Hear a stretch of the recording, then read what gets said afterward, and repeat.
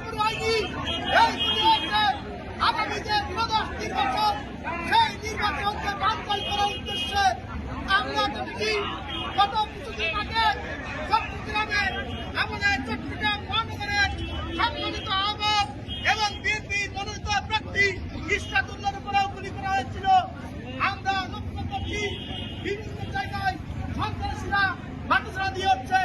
আগামী ত্রয়োদশ নির্বাচনকে বানচাল করার লক্ষ্যে স্বতন্ত্র করে নির্বাচন বন্ধ করা যাবে না। স্বতন্ত্র করে নির্বাচন বন্ধ করা যাবে না।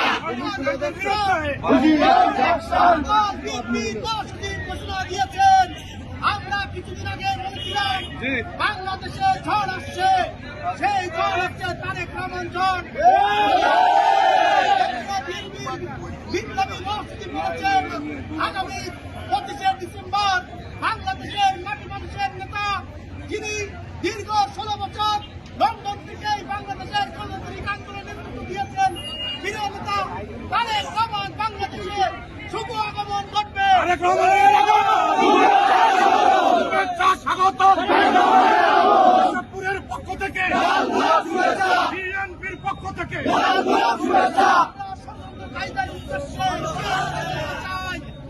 দেশ নায়ক তারেক রহমান বাংলাদেশের মাটিতে পা দিলেই বাংলাদেশের এই সকল ষড়যন্ত্র ধূলিসাৎ হয়ে যাবে।